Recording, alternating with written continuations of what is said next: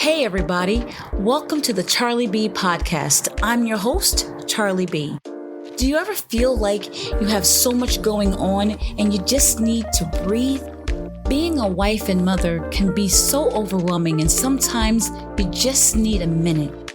Take that minute with me, CharlieB. In this space, we'll talk about marriage, motherhood, and just being a woman. How do we manage to keep it together in the midst of everything that's going on? We're women, and that's just what we do. So listen, this is that pull up to the house and sit in your car for a minute moment. We all need those. You didn't have to, but I'm so glad you decided to spend that moment with me on the CharlieB Podcast. Let's jump right in. Hello, and welcome back to the CharlieB Podcast. My name is Charlene, better known as CharlieB, and I am so glad that you took out the time to join me. If this is your first time joining, thank you so much. Welcome, and I hope that you're here to stay. I have another special guest. Listen, I say that every segment, but all my guests are special. This one, however, is a special kind of special. She's special for many reasons, but the main reason that she's special is because she married my brother. It takes a very special person, sent from God himself, to marry my brother, David McCurry. Ladies and gentlemen, please welcome my sister-in-law, the best sister-in-law that God created. I said it. I'm sticking with it. She's the best. Tracey Nicole. Say hi to the people, Tracey. Hey to the people. How are you? Tracey Nicole. Oh my gosh. Y'all have no idea our journey. I met Tracey when I was, Tracey, I don't know. I think I might have been 13 or 14. I was just a kid. You were not that old. You may have been 11. I was 16. Wow. I was a kid. Wow, Tracey. 5 years older than you at least. Has it been that long? Yeah. Yes, ma'am. Tony and I have been friends for 40 years because we're the same age. So it was about 40 years ago. So how old were you 40 years ago? Tracey, I was 11. I was 10 or 11. Unbelievable. Yes, it is. You've been rolling with us for a long time, Chica. I know. God bless you. Yes, he has. With the family like you did. Yes. I love my family. Yes. I love my family. Yes, you do. Tracey, so you and Tony were friends first? No, actually, we were not friends first. I met Tony through your brother, my husband, but we connected instantly. So we were friends since day one, pretty much. Okay, so you met David. Yes. So nobody hooked y'all up. You did it on purpose. Well, not necessarily. We were at a party. I never heard the story of how you and David met. Okay, so we were at a party. We used to have house parties in the back of the days. Yes, we did. And so we were at a house party, and it was in the LA Square. So he was in my territory. Yeah. And he approached me, and of course, he was with Marcus, or Marcus was with him. Oh, Lord. And I don't know where he got this name from. He called Marcus, actually introduced me to David as Nancy. I'm not really sure what that was about. But anyway, apparently he was scoping me out. So then it just went up from there. Because I found him to be very fun and exciting and everything. And I was like, I was quiet and everything. But of course, you think eventually, as time goes on, you think that he's going to grow up. But it's all good. It's all good. He grew up, but he's just different than anybody you'll ever meet in your whole entire life. Exactly. He's unique. True. How's that? That's absolutely correct. David is very unique. And so Marcus introduced him to you. Yes, he did. So if you were 16, how old was he? Did he lie about his age? He absolutely did, because according to him, he was 16 as well. So, but he was 15. It was only 1 year difference, and really that is not so bad. No, even if people do that, especially these days. There's women who are a lot older than their husbands and men and everything. Usually, you would think it'd be the other way around, but it's all good. He was 15. I didn't know that y'all met that young. Yeah, girl. Still in high school. Wow. God bless you, Trace. I know there's a special place for me in heaven. It is. I think it's going to be Section A. Section A, because wow. I know. Listen, we can joke and talk about David. He knows that we love him, but let somebody else do it, and it's gonna be it's the whole problem. You can sit there and listen. Don't interject. Don't say nothing. Don't laugh too hard, because it's gonna be a problem. He's our David. How about that? How about that? Yeah. So after that, then you all. I don't know why I keep saying you guys, but after that, y'all dated for a while then, because you didn't get married for a long time. Right. We dated for 6 years. I had to finish high school, went through college. Yeah. Yeah. So it was 6 years that we dated before we actually got married. I remember the proposal. He had it was at Christmas, and he had the ornament on the tree. And it made me mad, because apparently everybody knew but me what was about to happen. But I remember him reaching up and pulling down this ball off the tree, and I was like, what is he doing? And then he proposed, and I was like, oh. And yeah, that's how it happened. And then almost immediately, you and Tracy, my sister Tracy, or sister-in-law Tracy, y'all ran upstairs like y'all were starting to plan a wedding. And I'm like, well, you just got proposed to. Why are you planning a wedding so fast? You remember better than me. Yeah. I do remember the Christmas time thing, and I remember the ornament thing, but I don't remember running up the stairs, but if you say so. You did. You did. Okay. You did. And I was like, so you getting married? Like, I wasn't happy at first. Oh. Because that's my brother, and I was like, I don't know about this. But I didn't have a choice in it. And you know what I remember the most is you taking me. It was just you and I. You took me to Macy's. Oh, and you bought me the dress that I was going to wear in your wedding. Yeah. And I don't know why you thought it was important to spend that time with me, but it meant the world to me that you did that. Oh. And it was a very pretty dress, too. And you look good in it. Right? Thank you. But I did. The interesting thing is, when I was a little girl, David was very annoying to me, but he always was like this overbearing brother. He didn't want me talking to boys. He didn't want me going out. I was like, leave me alone, get your life and mind your business. Like, you have your life, let me live mine. Back off, buddy. So, yeah, it was really terrible. Even when I was in my 20s, like when I started going to clubs, thank you, Jesus, for salvation, hallelujah. When I started hanging out at clubs, I had to hang with him and Daryl. He didn't want me to go with anybody else. He wanted to be able to keep an eye on. And I'm like, bro, you got other sisters. Go do something else with your time. Let me live. Yeah, but he didn't. Yeah. Did you know that David had 6 sisters? Well, I found out, I think over time I must have found out. And then, like you said, you weren't too happy. I was a little, not that I wasn't too happy at first, but I was like, oh my God, there's 6 sisters and a mama.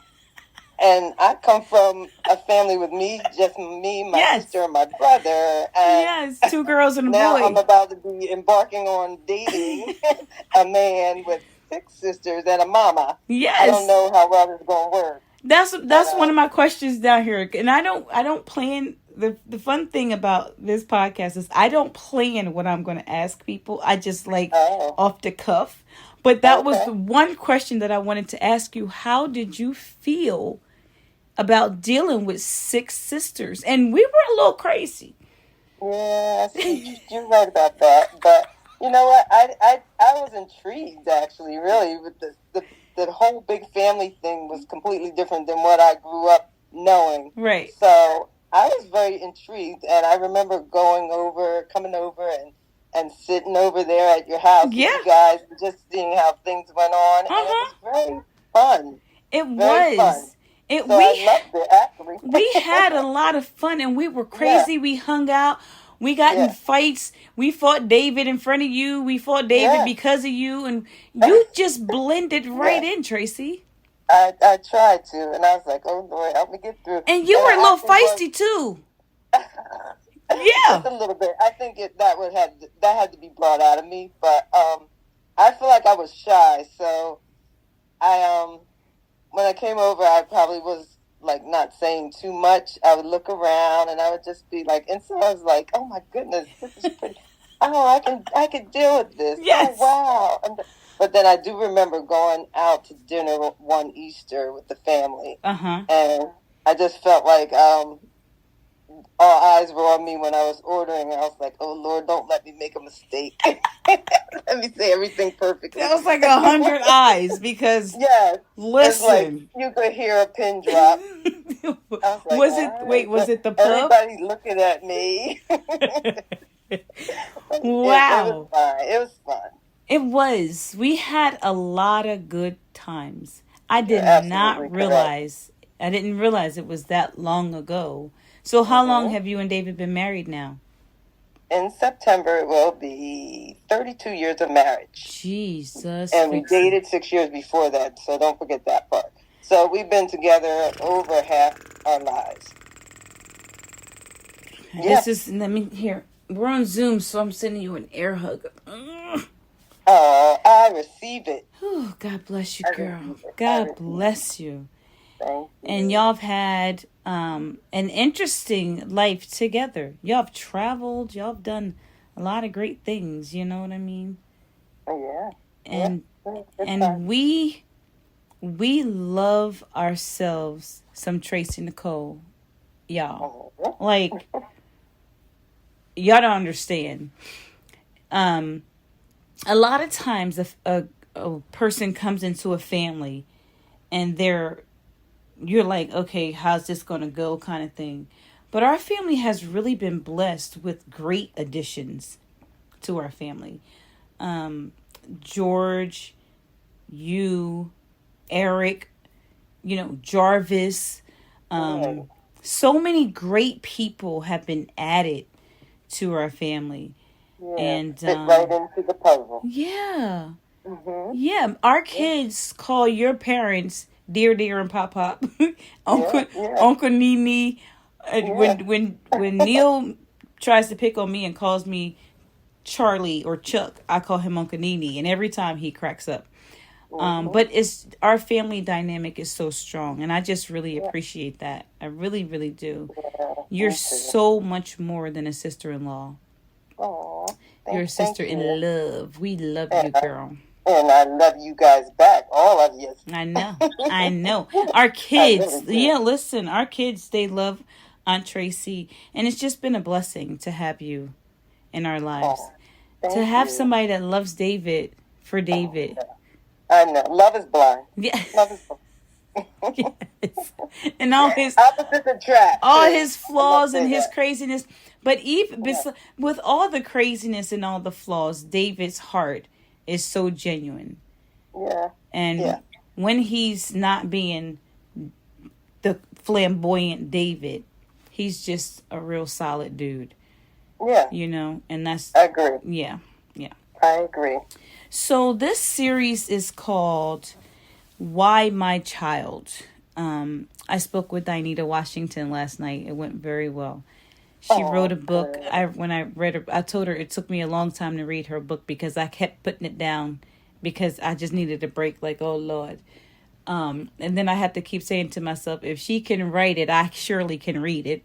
Right. So it's just a blessing to be able to come to a place where you can talk about your child and the trials that you've been through, how it started, how it ended, and where you are now. And my goal in this podcast, because I started it for many reasons. One was to have a voice, that women can be heard. There are women, and I know there are men going through it too, but most of my audience will be women that are going through things and are losing their minds trying to figure out how to maneuver through the pressures of life, the trials of life, the surprises of life, the ups and the downs of life. And I know so many people that are doing it and doing it well. God has blessed me on this journey called life to be, to have met people like yourself and that have just been an instrument to the world. And your story is just amazing, Trace. So wherever you feel comfortable starting, maybe you want to start with your Tracy has 2 sons, Rayvon and DJ, my nephews, and we have our Siani. So why don't you tell us a little bit about your family? Well, there's me and David, the parents. Yeah. We've been married since 1991. We had Rayvon before we were married, so he was actually in our wedding. Yeah, and yes, he was. We added DJ about 5.5 years later, Devon, we call him DJ, that's the second born, and then maybe 5.5 years after DJ, we had Siani. Right. And she was that girl that I did always want. I must say. Yes. So that is our family. And our family grew up with lots of fun and excitement because David was the head. So, like you said, we did a lot of things. We traveled and, we always were out doing something with the kids. And we were just very close and very filled with a lot of action type of family. Yes. So, a lot of love and a lot of action. That's a great way to describe it. Exactly. So that's what we had going on when the kids were growing up. Love it. A lot of fun, love, and action. So when Siani came along, I remember when you were pregnant with her, we had her your baby shower when Tony and I lived together on Penn Street. Oh, yes. And I remember when Siani was born. Was it jaundice that she had? She had to go under the light? So I think it was that her breathing was really accelerated. Okay.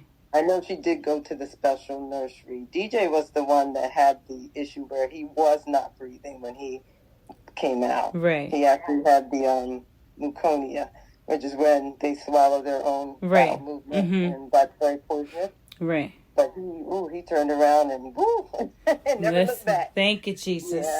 Yes, but she did have to go into the special nursery, and it was, I believe, the breathing. Okay, I thought it was whatever that thing where they turn yellow, jaundice that she had. I know what you're saying, but I don't remember it being that. I don't remember jaundice. Whatever it was, we got to praying and asking God to move, and she was just the cutest little thing with the chubbiest little face. Her face was round. Remember the cheeks. Yes, my dad called her Tweety Bird. Yeah. Yes. He called her Tweety Bird. Mm-hmm. That was a perfect name for her. Mm-hmm. And she was just the sweetest little thing. And I just remember her as she grew up, as she grew and grew. She became a little bit more like her father.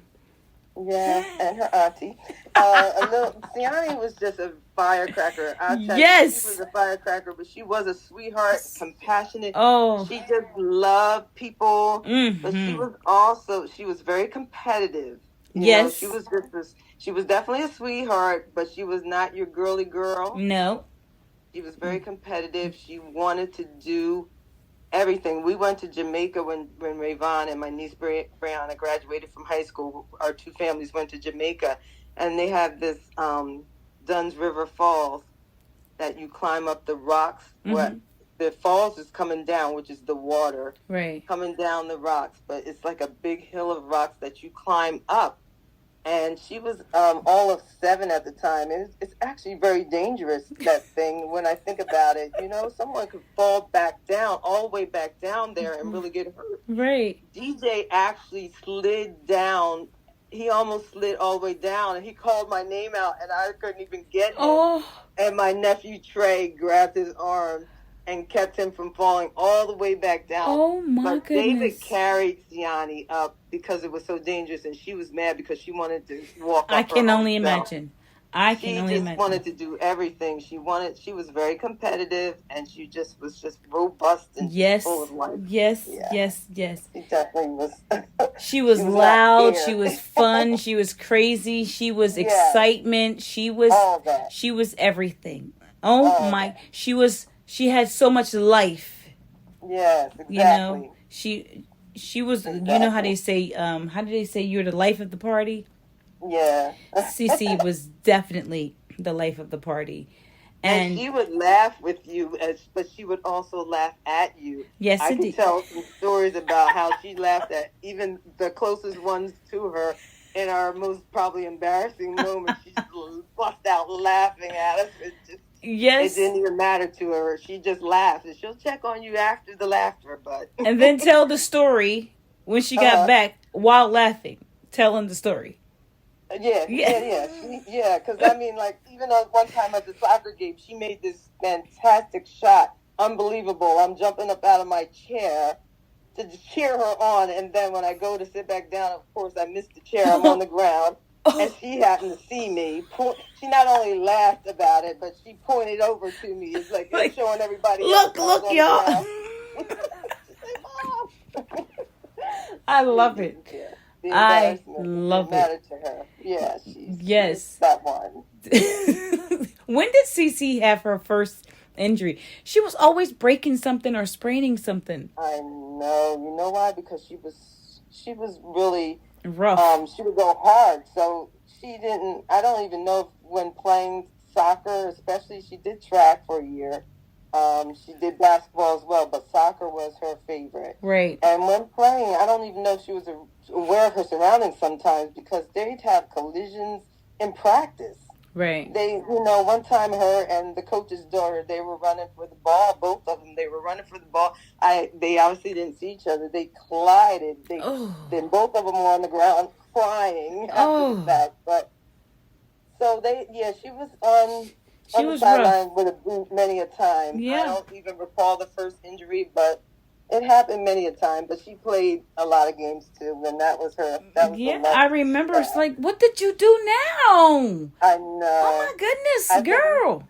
I think we still have one of her boots around here somewhere. She was always in a boot. She had a cast. Yes. She definitely, Angeline, and she had a really deep voice. She had a deep, raspy voice. Angeline, sorry, my cast. And I'm like, Siani, how many casts you got now, girl? How many, what, you collected them? What have you done? Oh, but she was, let me tell you something. That was my buddy. Oh. Siani was my buddy. So the reason that we call this Why My Child is because I feel like, Tracey, you have such an amazing journey. We had an amazing journey with Siani. And I just want to be able to encourage other people that the joy that you have in your heart when you talk about her, even today, it inspires people that, man, she lost her child and she can talk about her while laughing. You know what I mean? Sometimes people don't think they can ever get to that point again because they live in the sorrow.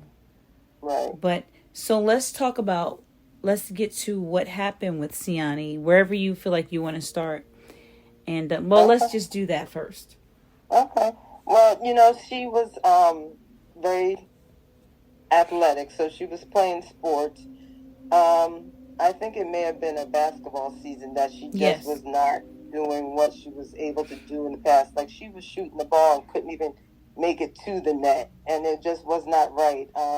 And then she also had pain. Now, the crazy thing is she had a lump in the back of her head, and I took her to the pediatrician and had that checked out because it just didn't seem normal. It was like a bump in the back of her head, but that apparently was nothing to be concerned about. But then soon after is when she was just excessively tired. She had pain in her stomach. Right, I remember so I'm thinking that. There was an organ in there, something going wrong, maybe appendix or something going wrong inside. And I remember at the one basketball game, the last basketball game that she played in, she was just on the floor. She couldn't make a basket. Like I said, the ball couldn't even reach the net. So she was obviously in pain. And I remember the coach just telling her to fall down on the floor so that she could come out. Right. And so after the game, and this happened to be around DJ's birthday, and it seemed like for some reason, a few years in a row around DJ's birthday, something bad would happen. But this happened around his birthday. Yeah. And the next day, actually, we were having, that night, we were having his friends over for cake or something. But anyway, she was a trooper, though. She just fell down on the ground. There was a friend of mine at the game who was a nurse, and I just asked her, what could be going on with her, and she thought maybe an organ as well. So we really didn't think anything about it. But then the next day, I'm just trying to remember. I do believe we had company over that night. So she was a trooper. She took a shower. She was she allowed the plans for DJ to go on without. I remember that. We were at the house. We were at the house, and she was sitting in the corner in the dining room. Right. And I was like, usually Siani's running around acting crazy, being loud with everybody else, and the kids were running around, but Siani was sitting on the floor in the corner, and I went over, and I was like, "What's up, Mom?" And she was like, how she did the shrug thing. I don't know. And I'm like, well, what's wrong? I don't know. So I thought that she might have had an argument with a cousin or something like that. I didn't know what was going on until later on.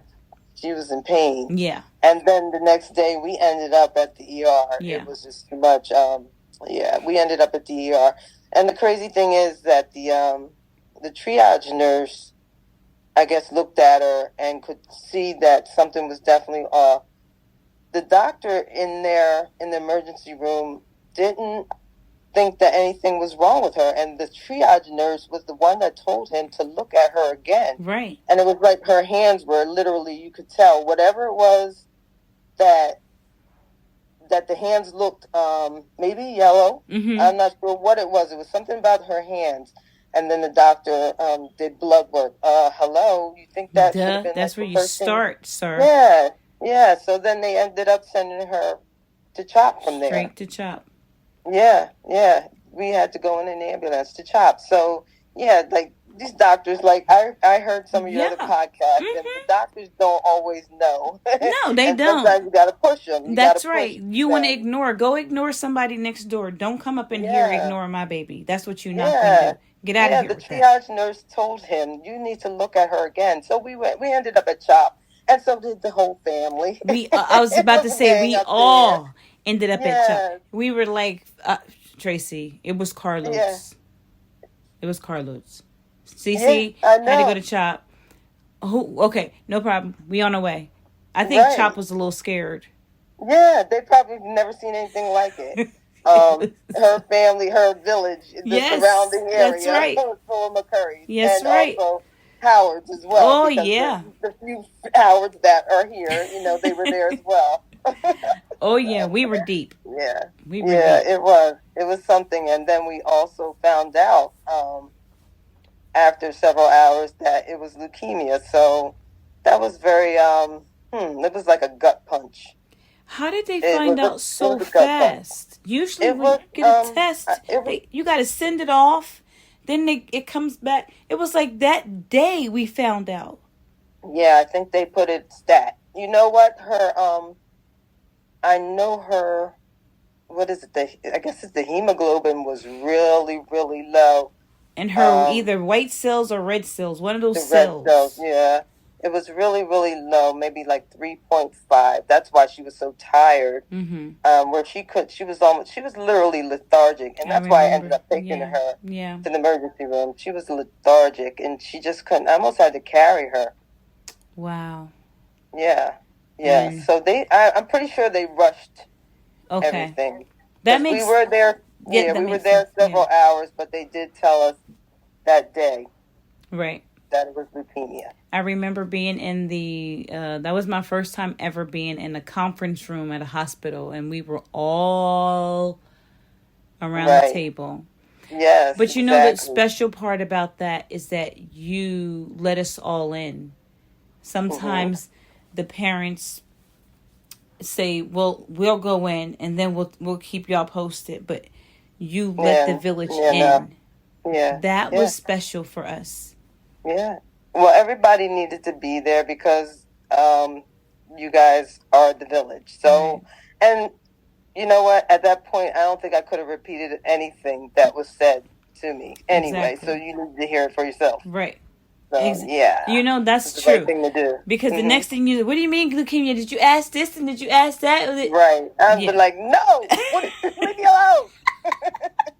Exactly. So, yeah. Back up off me, man. Right. Yeah. And I remember, you know, especially when they said leukemia, after holding David's hand, and he was, I thought, you know, he was shaking so hard, I thought he might shake me off to my chair. Right.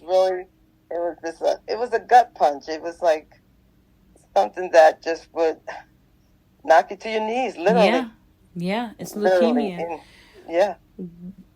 At that point, for me, it was like, where's she at? Let's just surround her with love and let her know that we're here and we're here to fight with her together. She's not in this alone. And it was about you and David. Everybody else, back up off. Don't come up in here with all these questions because that can be, it's too much sometimes. You know how we do. Be overwhelming. Right. So what you gonna do? How we gonna do? No, just don't. I don't like a bunch of questions. So after you that, take one moment at a time, literally at that point. Yeah. So at that point, when a parent hears your daughter has leukemia, what's the worst thing that goes through your mind? Well, like how, you know, you're thinking, oh God, is she about to die? You know, what does this mean for us? What does this mean for her? But then, you know, the doctors give you, you know, the treatment plan, the options. You know, I think the first question was, is she going to die? And I don't think we tried to ask that. Obviously, we didn't ask that in front of Siani, but they were giving us the treatment plan and her options. So, you know, so you're hopeful because she was under the age, I think Siani was, so it was in 2012. She was not 12 yet. She was 11. And there's an age where I think the leukemia is worse when you get older, from what they say. Okay.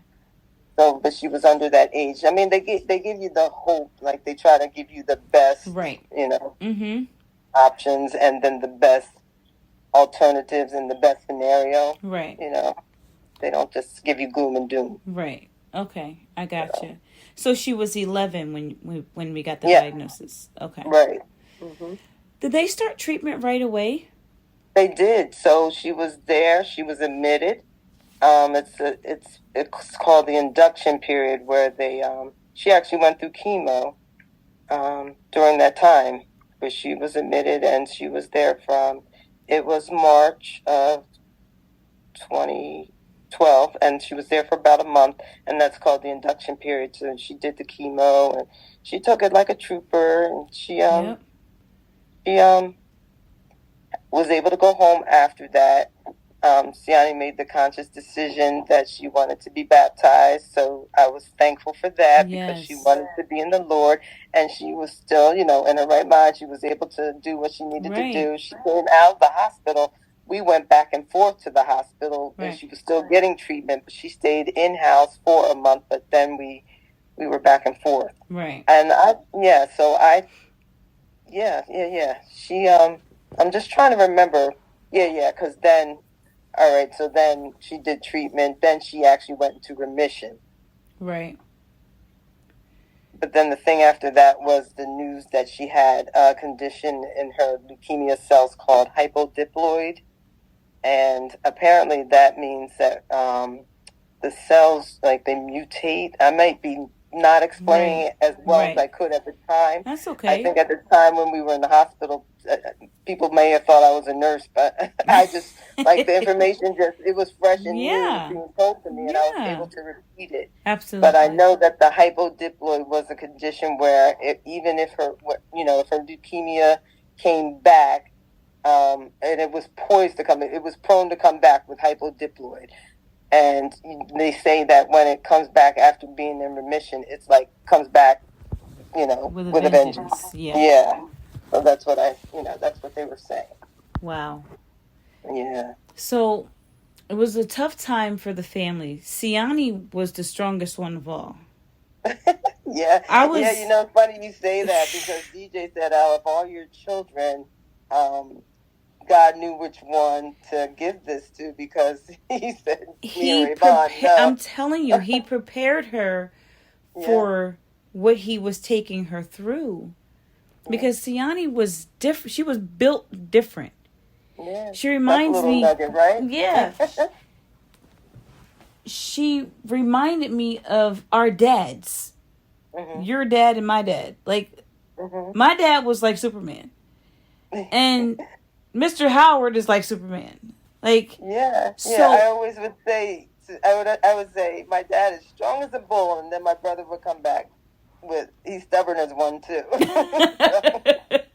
That's that. Very true. But they went through a lot, and they didn't fall right away. It's like they went through so much, and they kept coming back like the Terminator. Both our dads. And Siani she was stubborn as a bull too. Yeah, she was. She was very stubborn. But and it's amazing to me that we just never know. I was saying this last night. How God orchestrates everything. We don't know the outcome, the income, and the outcome. We just know that whatever He presents, we got to deal with. And as long as we rely on Him and trust in Him, He will carry us through. Yeah, He will carry us through. You don't know what in the world you can even get through until you are called to the carpet. You don't even know. I would never have imagined. And I think I often prayed that I would never be preceded in death by any of my children. Right. But be careful what you pray for. Right. Some of my dad's situation and health crises, I think, prepared me for what I had to deal with Siani. Because my dad, after lung cancer surgery, almost died in 2010. I remember. So I think that really prepared me a lot to see him in that state that I saw him, near death, in a coma, just looking almost like death. Yeah. It prepared me, I think, in some kind of way, even though it's different because that's a parent and she was my child. Right. But, that's why he said the trials come to make us strong. Absolutely. And when I'm weak, then I'm made strong, because in our weakest times, He makes us strong if we are relying on Him. We can't rely on our own strength. I can't rely on my husband's strength. I got to rely on God and the strength that He provides to me. Right. And, I love it because this family, both of our families together, are just built with strength. There were times when you feel weak, and there are times when you feel helpless, but the most part is our love bonds us together and makes us strong because we have each other. Absolutely. Were you as strong as everybody thought that you were? When I would look at you and be like, I'm falling apart over here. How in the world is this woman keeping it together? Those were the darkest days of my life.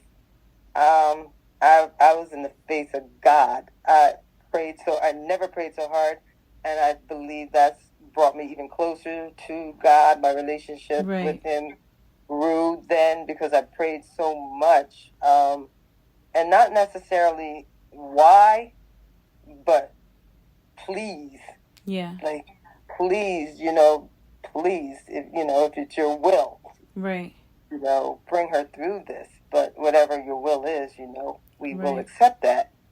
because everything happens for a reason. Right. So getting stronger and closer to God came in that time, and the nights were very long and dark. Thank God for family, I must say. Yes, Lord. First of all, thank God for God. Yes, yes, Thank yes. God for family. Siani was never in that hospital one day by herself. No. We had a sleepover every night.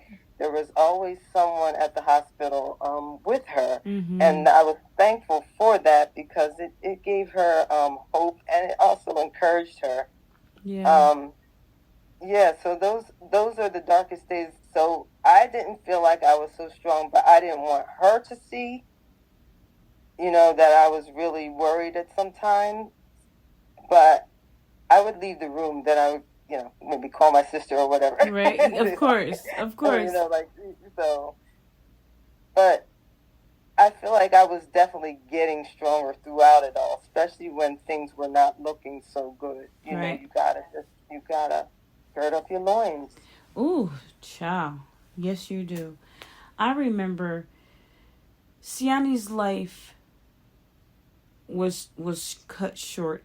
So in our human minds, because God, it's to God, it was what it was, because it's His plan, not ours. But it seemed like it was so long. Even when we, I remember I would try my best to get to the hospital every day. And when I didn't, that little booger would give me a hard time. I remember. Huh? Yes. And I'm like, Siani, do you know that I have a husband and 4 kids and I work and she's like, and? I'm like, sounds like her. Right. And what's that supposed to mean to me? I remember one night we had a late night at work. When I couldn't get there, it would break my heart. Aww. But when I did, she would look at the clock and like, yeah, you're late. And I'm like, Cece, just not today. Like, come on, cut me a break. And then it became a thing. Right. You know what I mean? Like, right. If I don't get, you don't understand. If I don't get to this hospital, I got to deal with this little girl. Yeah. How long was Siani in the hospital? So Siani actually, after her induction period, she was able to come home. And then she was actually home throughout the summer. She was home. I mean, we went and did stuff like, she had chemo, so then she had to keep going back for that. She had to keep going back for like the testing, the spinal tap. So we were back and forth to the hospital. That was in 2012, and then she was called for a bone marrow transplant because of the hypodiploid. That's what I meant to say about that, is because of that situation, they told us that her best option, her best chance, should I say, for survival was the bone marrow transplant. Right. And unfortunately, there are not, enough African American donors for bone marrow transplant. So her best, option for a match would have been one of her siblings. Right. So DJ and Rayvon were tested, and neither were a match. So she had a non-familial, however you say the word, donor. And that happened in November of 2012, the bone marrow transplant. Did we do, was that before, is that when we had the drive? We had the at drive your in church? June or July. It was in the summer because we did the drive before her transplant. Right. Is that how we found the match? The hospital actually, we did the drive just to bring awareness to the fact that we need more people to to do the bone marrow. Let's talk about that for a minute. Let's talk about the bone marrow drive and the bone marrow need. Yeah. So what kind of awareness would you like to bring to the world about it? Well, the fact that there's not a lot, or should I say enough, African American donors is a problem for people with blood and bone disorders who actually would survive bone marrow transplant. The complications that Siani had after her transplant are really not, people have complications. Right. And there's a lot of different issues, but she had the worst. Right. Hers were the worst. But so I don't think her situation is common. I mean, it's not as common as you know, as it would be for someone to get the bone marrow transplant and survive. Right. So it's a better chance to have a bone marrow transplant if you need that for survival. It's a better chance that you would survive than what actually happened to Siani. And they have so many advances nowadays too.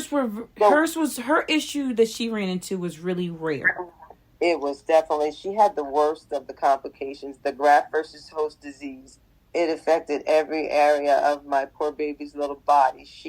It affected her sinuses, it affected her skin, it affected her intestines, and it affected her lungs. She needed a bilateral lung transplant at the end of this. And you know, she was actually on the lung transplant list for a short time, but then everything just started going down, like all her organs and stuff started shutting down. But even so, we still want to bring awareness to the fact that we need more African American donors. Yes. Because there's a lot of our requests for assistance come from sickle cell patients. Right. Mm-hmm. And a lot of them are African American, and a lot of them have bone marrow transplants. So you really do need... Oh, I didn't know that. Yeah, you really do need...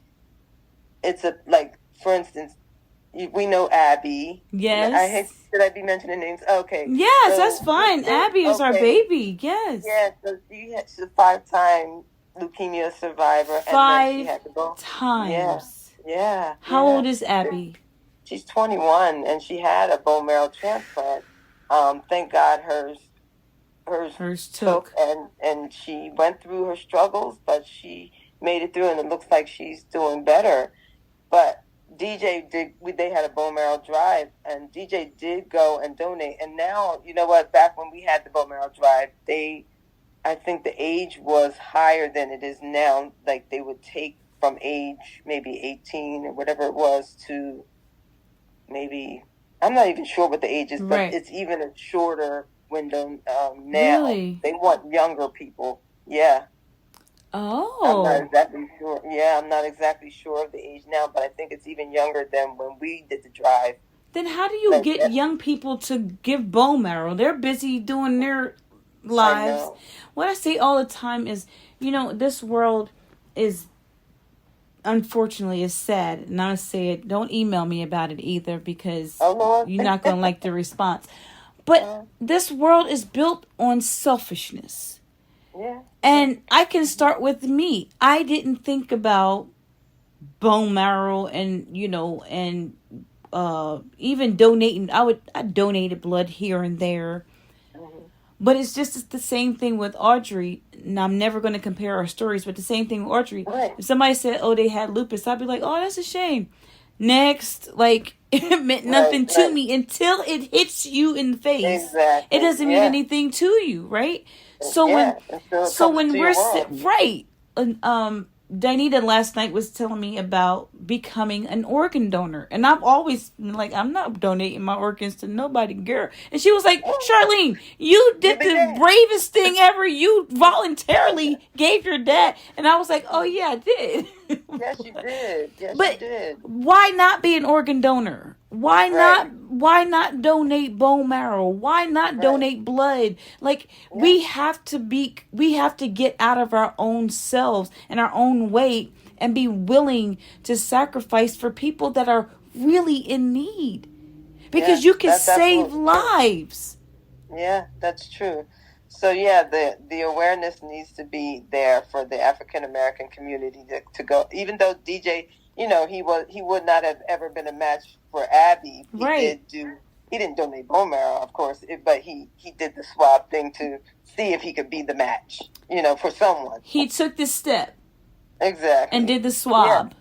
Yeah. And so did I. And I remember this, when they told me what the test with the bone marrow transplant, what is it called? Donor was, and I was sitting there doing the swab like, oh boy, okay, this for my niece, So I was like, so if it's a match, yeah, can I just make sure that it goes to my niece and nobody else? And they were like, it doesn't work like that. And I'm like, oh. So but then at one point I was like, I would want somebody else to do it for me, for my niece, for my child. So it's about, you never know. None of us knows when these things are going to come knocking on our door. And I say that every year at our foundation, at our galas. Because it's important for people to understand. You going on about your life. But one day life can knock you off your horse. Yeah, yep. And have you on the ground wondering, what am I going to do now? My child has leukemia. My child now needs this. It's different. Sometimes it feels different if it's you. But this is my baby. I'm sure. Yeah. And there's nothing that I can do to help her. Right? Yeah. So you do want people to be aware of the situation, and you want people to know about it. So, yeah, definitely. Right. And that's what... So before we get into the Siani Strong Foundation, let's talk about what the next steps were for CC. Okay, so you had asked how long she was in the hospital, and she, after her bone marrow transplant, she literally was in the hospital from then on out. She did come home when they thought that she was okay. I remember. But she started having, like the side effects really not too soon after the transplant, maybe a month or so after the transplant. It was around Christmas because... Yeah, she came home, and but we were back in the hospital soon after. She came home for Christmas. She had to go back to the hospital. She was able to get out.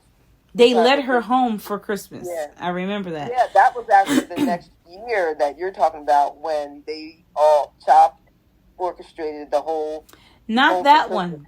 Not her last Christmas. I'm talking about the one where, yet again, you came in and put the tree up. Yes. So it was me and her, and I cherished this time in my heart. And we were putting our tree up, and she was like, she was saying that she's coming home. We were on a Zoom. And it wasn't Zoom then. It was something else then. I know, and I can't remember either. I don't know why I want to say Zillow, but it wasn't.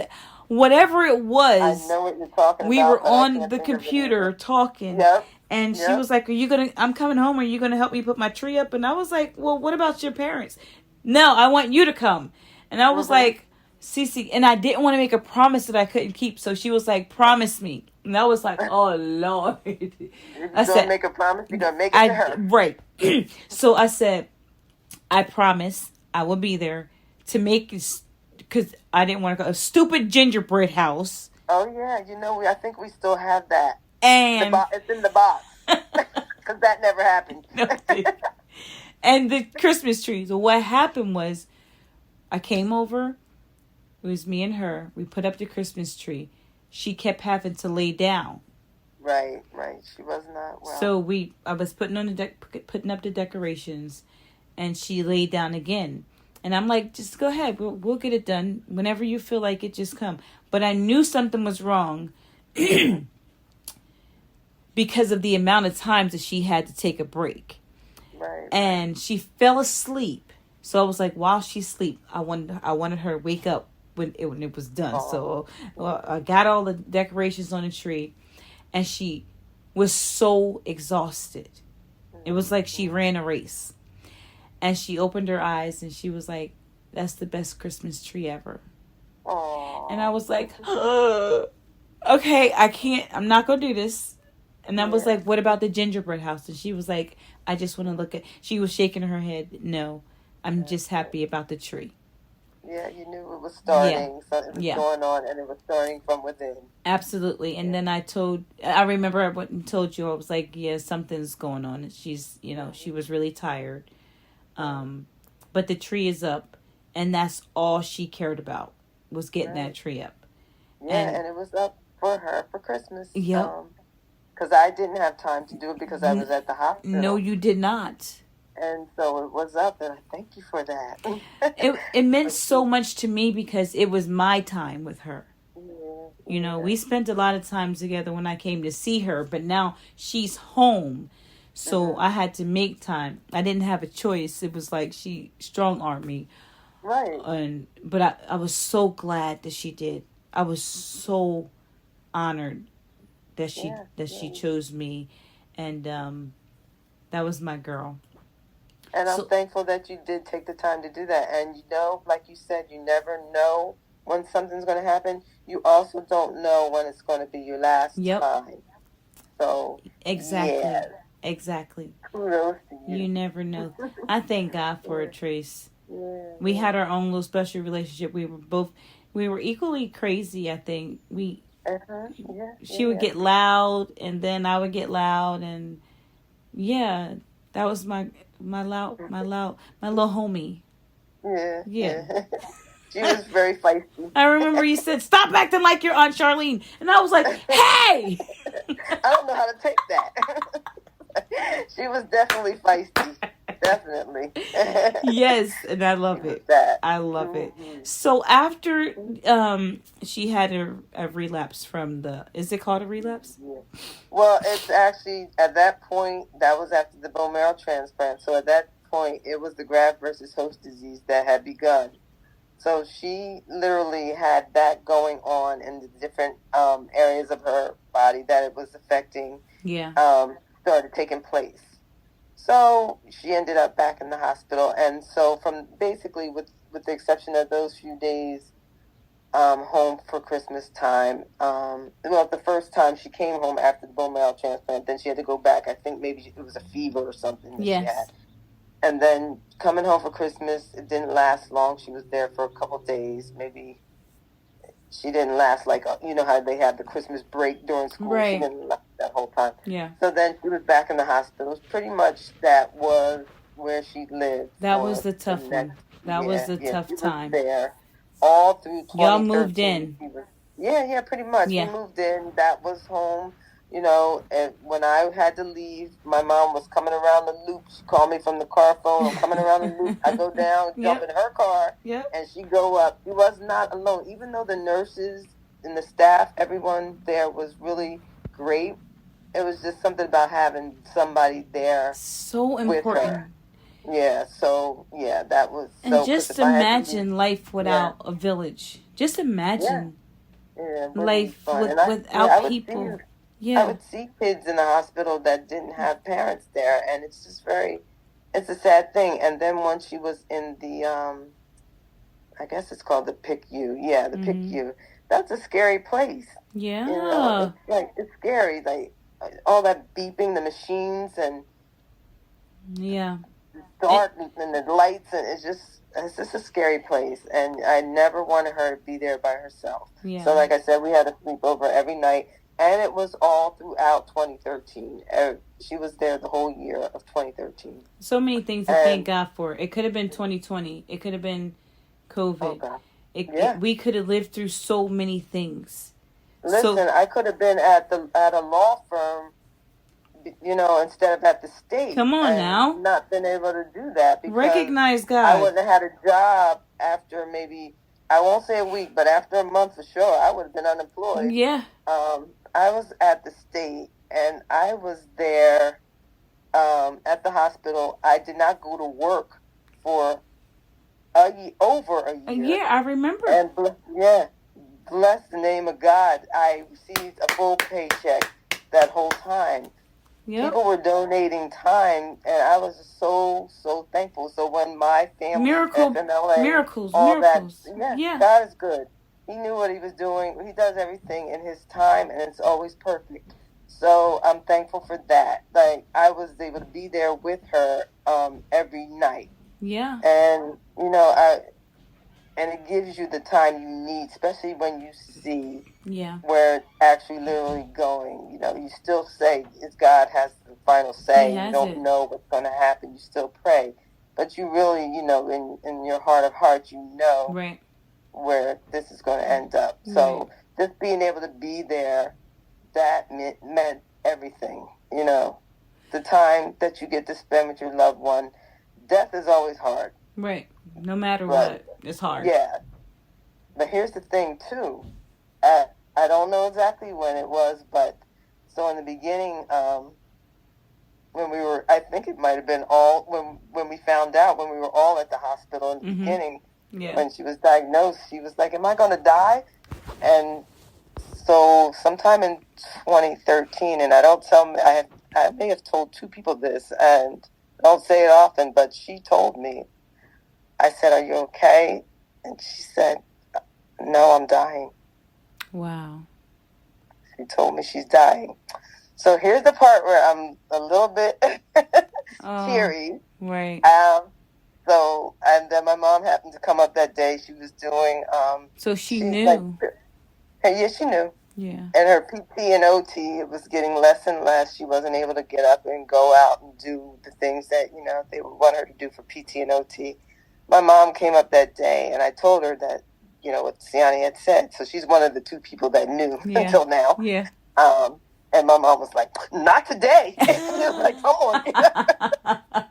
That glow was not about that. That sounds like your mama. Like, not today. Not on my watch, little lady. Yeah, so she told me. So like I said in the beginning, she said, am I dying? Or no, she said, am I going to die? And then, like I said, later in 2013, she said, I'm dying. Wow. And that was another gut punch. Yeah. But God prepared her. Yeah. Oh, my God. Just imagine. I remember on the call that we were on when we were at the computer, and I still don't remember what that system was called right now. It's called Zoom. We're going to have to Google it later. I have to. But she was so crazy, Tracy. She was in the hospital, and we couldn't go visit her because she had some kind of infection, so she couldn't have visitors. Mm-hmm. And she was like, guess what? And I was like, what? She said, I might die soon. And I was like, don't say that. She was like, what? It's true. But guess what? But guess what else? I was like, what? You're nut. She was like, it's okay because people keep bringing me gifts. And I was like, Siani. Oh, yeah, she loved it. She did love that. She loved her gifts. So I'm just going to get all the gifts that I can because people feel really bad that I have cancer and they just keep bringing me gifts. And I was like, Siani. I'm sitting now. I'm bawling, and she was like, "I know." The Lord gave her so much. He changed her spirit almost. Yeah, I got it, but ain't nothing I can do about it. So pretty much. So you have to bring me gifts. Really fast. Yeah. So when you have a terminal illness, as a child, you really do. I think mature in a lot of ways, a lot faster. Yeah. Because this thing brings a lot to your whole life that you just never know. Yep. So you have to navigate it as best you can. Now, I'm not really sure. Like, we had lots of talks in the hospital and everything, too. So, yeah, she spilled her guts about a lot in the hospital. That's good, though. Yeah. That's a good thing.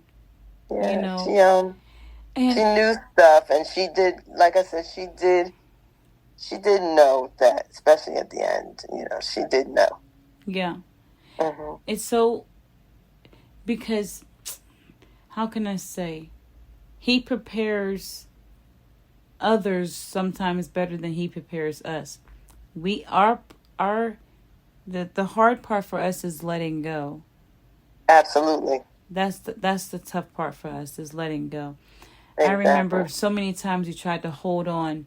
You remember, it might have been a week. It might have been a week or so before she passed. Something happened and everybody's at the hospital. There's like 50 of us at the hospital. And they brought this machine in her room and they were doing this surgery right at her bedside. Yeah. And the room, you could hear a pin drop in the room. Right.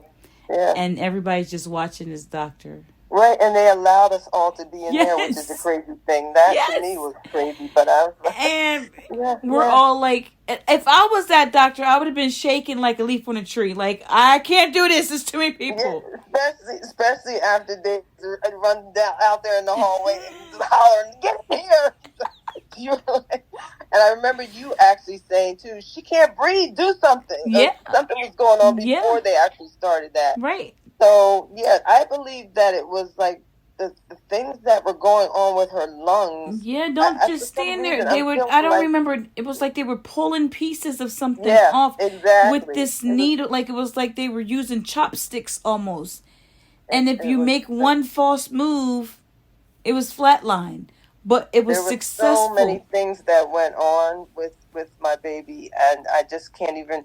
It's almost a blur now. A lot Yeah, of it, but it was something it unimaginable. was. It was unimaginable, the things that happened to her body, Yeah. because of the severest of the graft versus host disease that she experienced. And who ever even heard of or knows what graft versus host even is?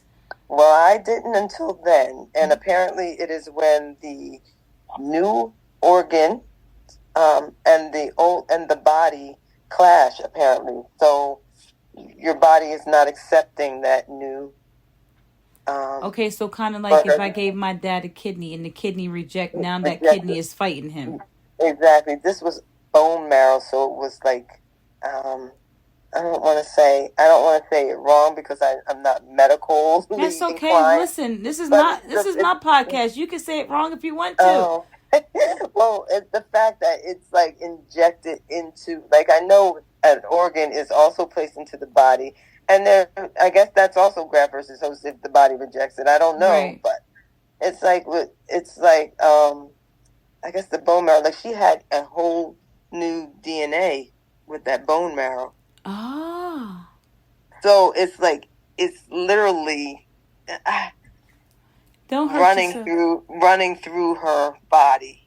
Right. The bone marrow is so almost like dialysis. So they take out the old blood and bring in the cleansed blood. Right. Yeah, something. But wow. However it worked, it just went way left for her. Right. And what was supposed to save her? Exactly. This was her best option for survival. So they thought. They don't always know everything, and there's nothing 100% guaranteed. No. There's no way you can even say when you go in to have a tooth pulled that you're going, if Absolutely. You go under anesthesia. That's right. Anything. You don't know if you're going to come out. Like my cousin Junior, he went in to get the same surgery that Tracy just got. Junior I had the surgery too. David was trying to block it because of what happened to Junior. Right. He was trying to have me continue to be in pain. Junior had surgery and went into a coma, and now he's gone. You just never know. You don't know. You don't know the end before the beginning because you're not God. Only God knows. That's right. You have to just go with what you have to trust them for what they tell you to be, that they are the experts, that they are giving you their best recommendations. So and pray for the best. Pray for the best, and that's all we can do. And then when things happen, you go to God and you stay there and you just trust him. Let him bring you through. Trust that he's God, and Tony said it the other night, he's sovereign. Yeah, he is. He's sovereign. Yeah, he is. After all that happened, Siani unfortunately passed. I don't remember. It was April 1st? It was April 2nd of 2014. Yeah, so she actually made it through all of 2013. And as time went on, obviously, as we know, things were getting worse. I was doing group texts to the whole family. You were sending texts out to the family. Oh, I remember the text to the family. Yes, because it was evident and imminent that things were not going to go well. And it was a big group, and people wanted to be added on and everything. I remember Aunt Martha. Then I also remember Vincent's wife wanted to be on it. Yeah. And that was fine, too, because people cared. So I was literally, like, every few days letting people know where her BUN was, or whatever the numbers were, creatinine and all that, because things were shutting down. So it was just good to keep people posted and informed, and I think it was good to prepare us, even though you're never prepared. Right. But it was just your strength was time. It was a time she was on a ventilator on the highest settings for a very, very long time. And just like, as you know, with COVID and, before COVID, we knew about the ventilator. Getting on it is like hard to get off of it. So she was on a ventilator for pretty much the better part of 6 months. It was a hard time for her. When she was on the ventilator, was she talking to us? At what point? At one point, I learned how to read lips real good because of Siani, because she couldn't speak. Right. And they tried to get her off, and she later on she was not talking. Okay. So she wasn't able to. I remember that too. But she would lip things. Like, I remember when she went with the ice. Yeah. She was so mad at that doctor. Listen, I want to see the nurse. I want to see my doctor. And I remember the nurse saying about what? She was like, and she wasn't using word. You couldn't hear her, but we were reading her lips. Mm-hmm. And she said, "Doctor, patient privilege. I don't have to tell you what I would have talked about doctor about." And me and you were like, "Oh God, Siani." Oh my goodness! Out of the babe's mouth. The doctor came in and she started going in on the doctor. Like, I should be able to have more ice in that. I can't eat a cheeseburger, but you should be able to give me more than what you're giving me. All right. Because she was also very alert. Yeah. And there were things that she wanted that she couldn't have. And I'm just asking for ice, and I'm sneaking her ice. And Tony, in the meantime, when I told her, she was like, "Do you know that she could have drowned in her own?" However she said it. And I was like, "Listen, all I know is that the baby wanted ice." And you want her, if she gonna go out, so I was gonna get her some ice. So I'm sneaking it in both pockets, and she gonna get some ice. How about that? And then you text me saying, "Praise be to God, they increased her liquids," or something like that.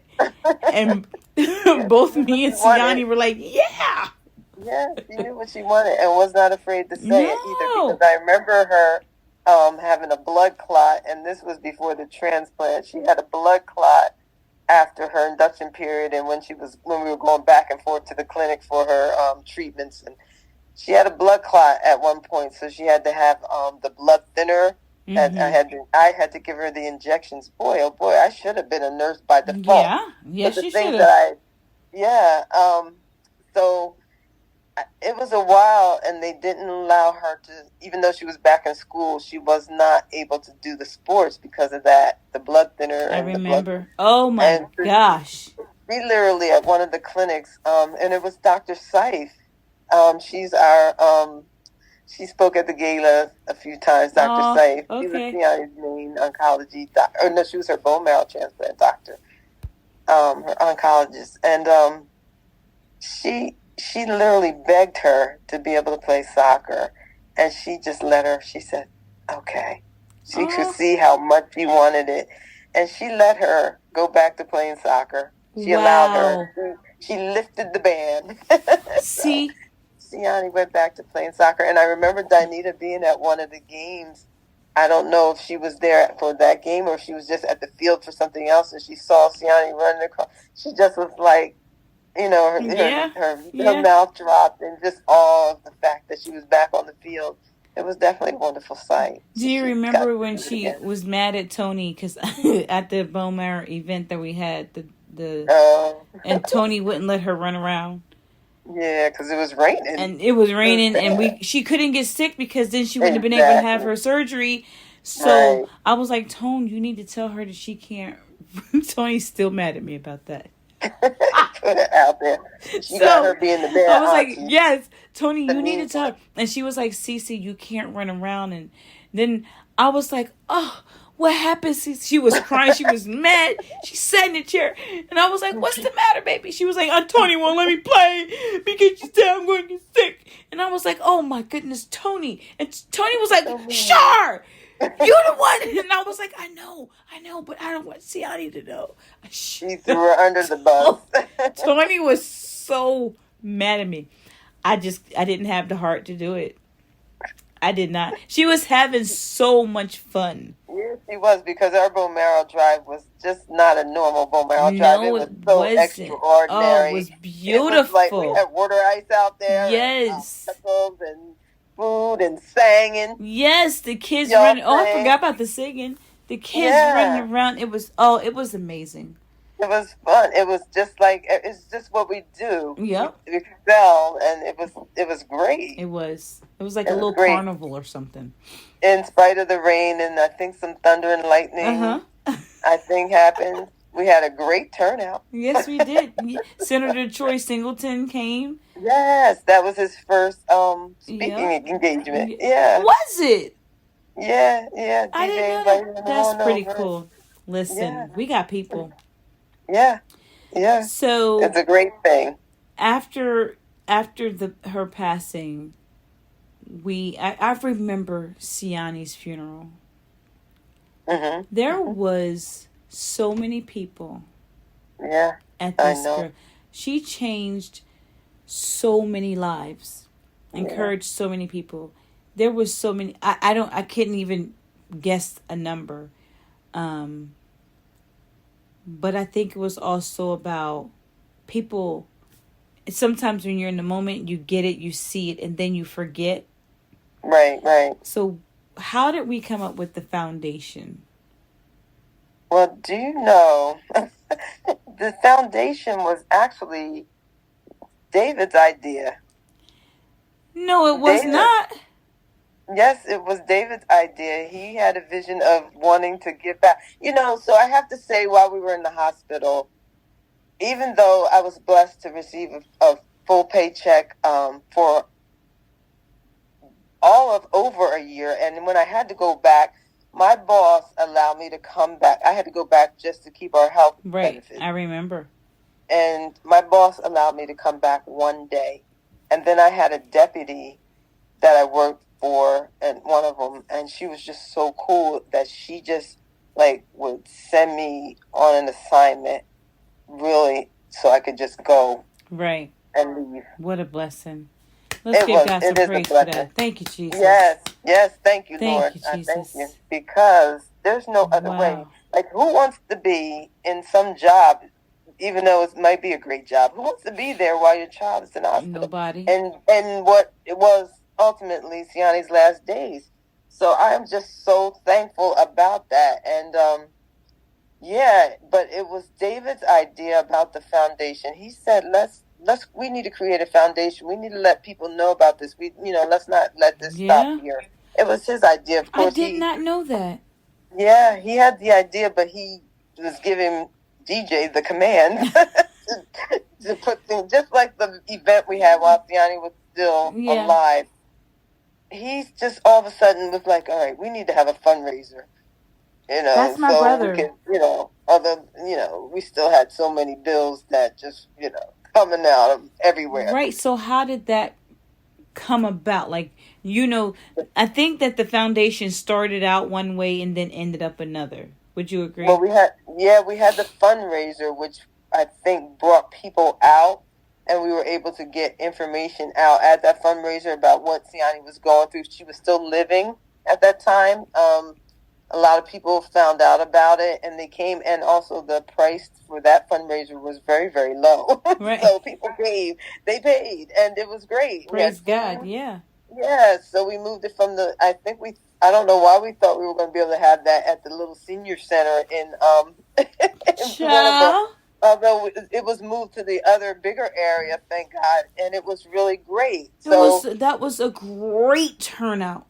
It was. It really was. And that was also David's idea, and he would give me and DJ instructions on what to do. Listen, he got the idea. He needs y'all to execute it. He know how to bring. David knows how to bring people together. Exactly. Y'all execute it. Y'all do the rest. Exactly. How about that? He delegated the responsibility out to us to go ahead and get this thing together. And so the foundation was also his vision to help people to give back. And then somehow, some way, we created a board who's going to be on the board. And DJ was the president and still is to this day. And it's the real deal. It's the real deal. So tell us about the foundation. Well, it is the Siani Strong Foundation, www.sianistrong.org. We are a foundation that was created from well, by a great group of people, I must say. Our planning board and our board members and our planning committee are just the greatest people to work with. Seeing these endeavors through with the foundation in order to fundraise to help people who are where we were. So that is, we help families that have children with blood and bone disorders. And it's obviously in Siani's memory. Yeah. And Siani was one who loved to help people. Yes, she did. Really was. Yep. She was very compassionate. She was very compassionate and loving, and she did like to help people. So this is just an awesome tribute to her. Yeah.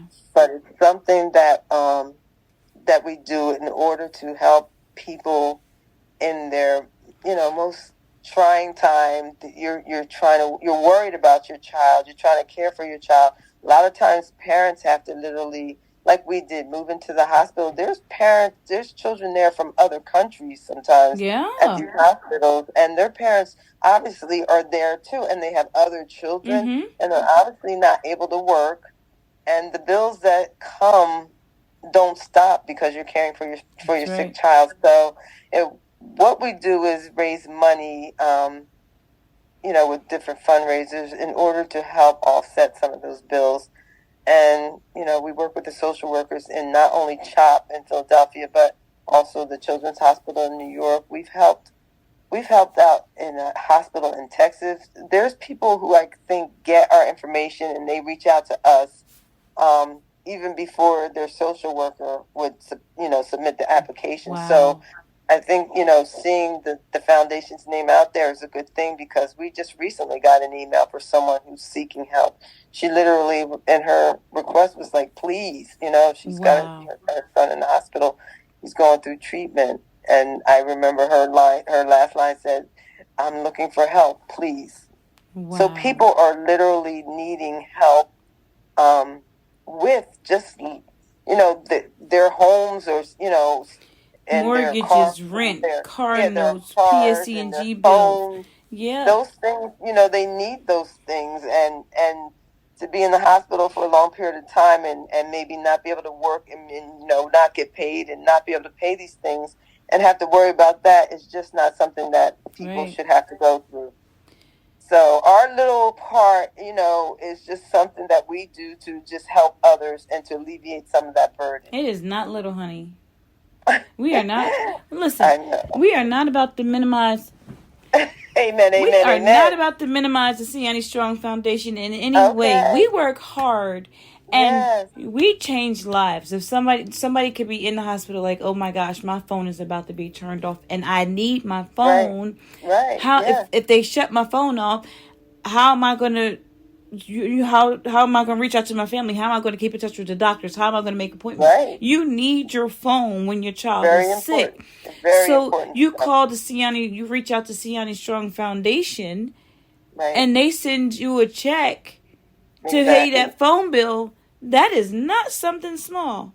It is not light. It's absolutely not light. No. And what we like to do is actually, they can send us, the social workers are usually the ones who we work through, and so they'll send their application as well as a bill or two, whatever it is that they need paid.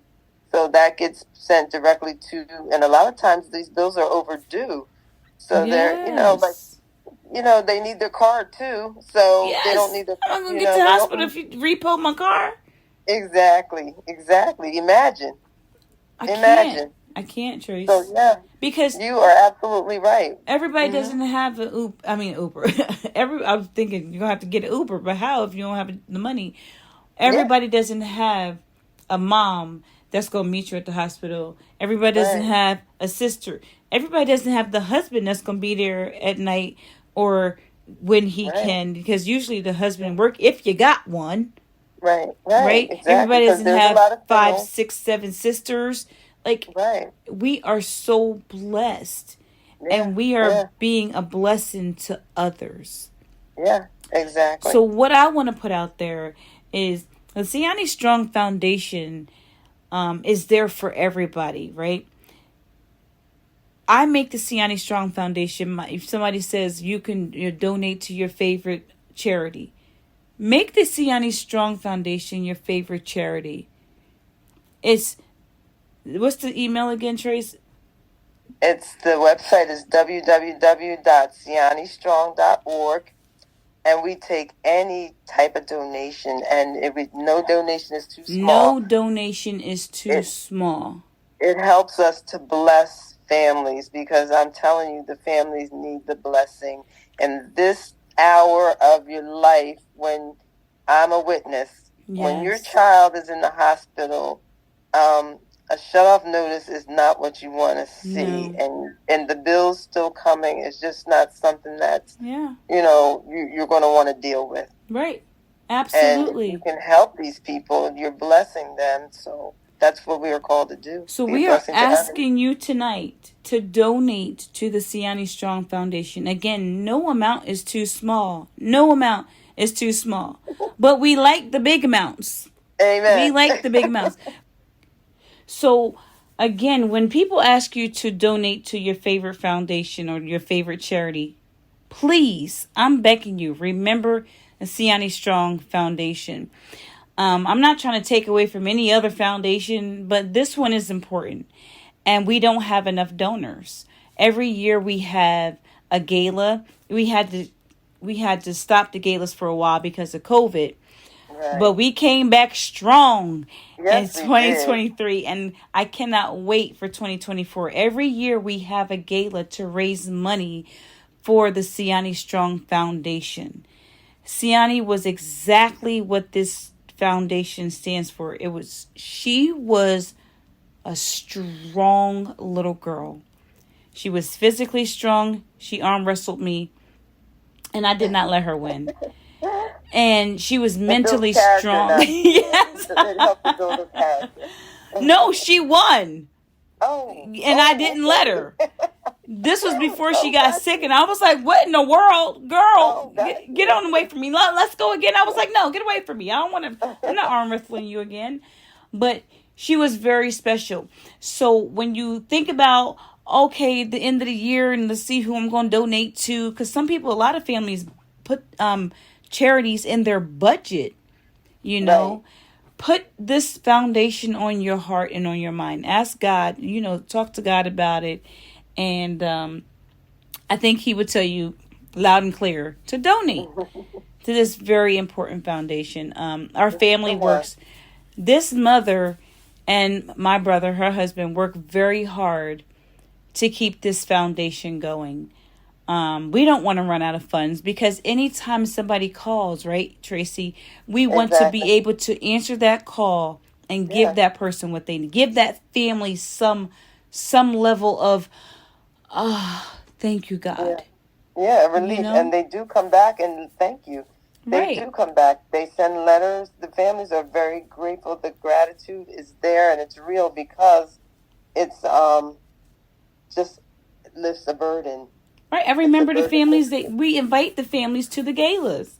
Yeah. And they stand up and talk about how this foundation helped them out. Yeah, if you can't make it to the gala, buy a ticket. We need your support. We need your help. And this podcast episode is not about it. This is not a telethon, but it is. Listen, Siani was my niece, so I'm going to ask you to dig in your pocketbooks and write a good check, or Venmo or Cash App. The Siani Strong Foundation. $ Siani Strong. That's the Cash App. And like I said, the website is. You can actually go on the website and see some of the things we've done. Right. Because our events should be on there, and it's www.sianistrong.org. And we spell Siani S-I-A. Go ahead. S-I-A-N-I. S-I-A-N-I. Siani. Yeah. Yes. So what's the Cash App again, Trace? $ Siani Strong. And is there Venmo? There's no Venmo at this time. Okay. But on the website, there's the donation option. But you can also see Siani. You can see her story. Yeah.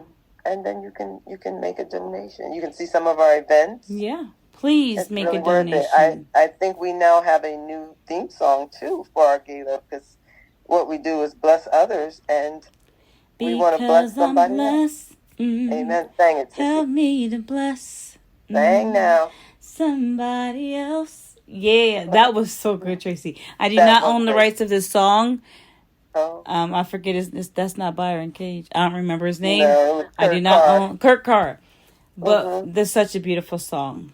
Yeah. Bless There's Somebody a lot Else by Kurt Carr.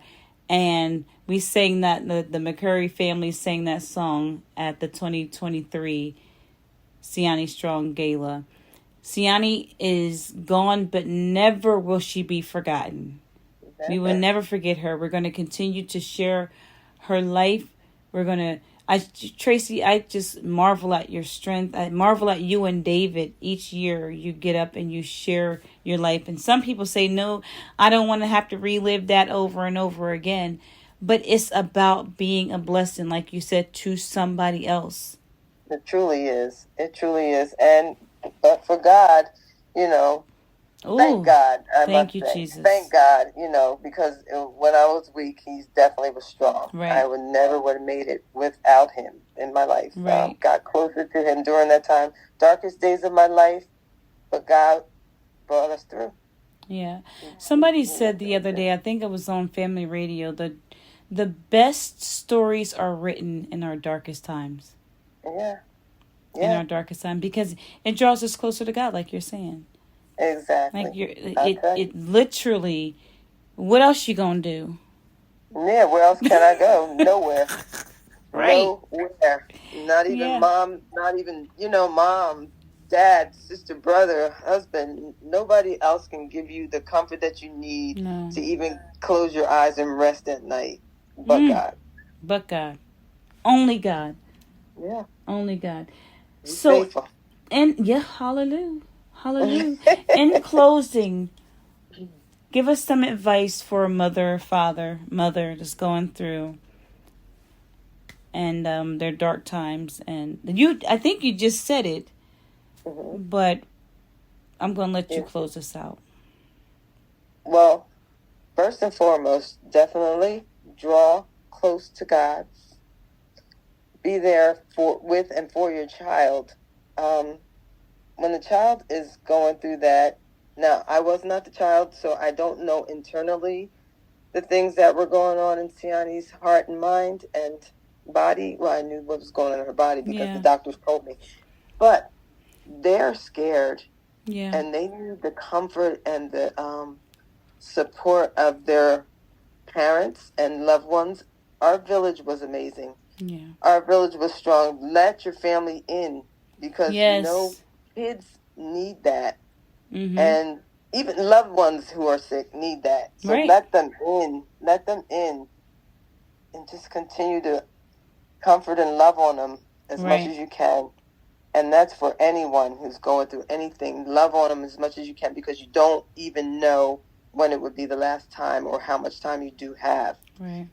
So just keep them close. Close. Let them know you're Don't there. Don't push them away. Them. That's right. I Pray like that. for them. Yes. Yeah. Pray for them and with them.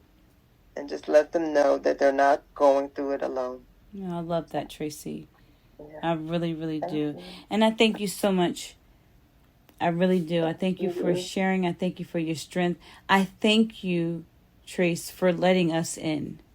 Oh, I really do. For coming in. Yeah. I appreciate you guys being there. You don't know the gratitude I have that you guys were there. Wow. And are always, always, always, always here. I mean, the free entertainment at the gala. Amazing. Yeah, it's true. Listen, that ain't nothing but a gift from God. Amen. Always gonna be. Listen. Great. That's what we do. That's who we are. And we're you and you're us. Yeah. Yeah. I love you, man. I love you right back, CharlieB. Tracy is the only one. I don't know if I said this earlier. Tracy is one of the few people that actually call me Charlie Boom. Charlie Boom. I wasn't even saying it on here. There's only a few people left. Robin still calls me Charlie Boom. You call me Charlie Boom. Neil calls me Charlie Boom. Actually, Robin started calling me Charlie. She dropped the boom. But Tracey still calls me Charlie Boom. And you know who else won't stop calling me Charlie Boom? Charlie Boom. Williams. Oh my gosh. Carla and Gail Williams. Oh, okay. Will not. I begged them, please stop calling me Charlie Boom. Why? That's your name. And I'm like, I'm going to be 51 in August. I'm going to need you. And they'll do it at a funeral. They don't care where, at the Acme, wherever I'm at. Hey, Charlie Boom. And I'm like, oh, as soon as I hear it, I know it's one of them. Yeah. Keep walking next time. Act like you don't hear it. Listen, you have met my incredible sister-in-law, Tracey Nicole. I get that from, so Tracey's middle name is Nicole. And from the episode of Martin, when somebody, who was it that Martin said, Tanya Nicole, I love you, Mo. So I called Tracey Nicole, I love you, Mo. Like, do I have one? That's been an ongoing thing for years, and I ain't going to stop doing it. No, I love it. Yes, and she calls me Charlie Boone, and I thank you so much for joining us tonight. Remember, you are welcome, Tracey. Remember to support the Siani Strong Foundation. All proceeds go toward helping a family that is in need, a family that has a child that is sick, that is struggling, and we want to take some of that weight off of them by helping them pay a bill or two, right? God be praised. Thank you so much for joining me tonight. Join me next time right here on the CharlieB Podcast. CharlieB out. Thanks, Trace. Oh, love you, Boom. I love you too. Don't forget to like, share, and subscribe to the show. You can also like my page on Facebook at the CharlieB Podcast. Now, before you get out of the car and go to whatever is next, take a deep breath and remember, this is what you were created for. God gave you a different kind of strength, and whatever it is, you've got this. So again, thanks for tuning in. Really, you didn't have to, but I'm so glad that you did. Join me next time right here on the CharlieB Podcast.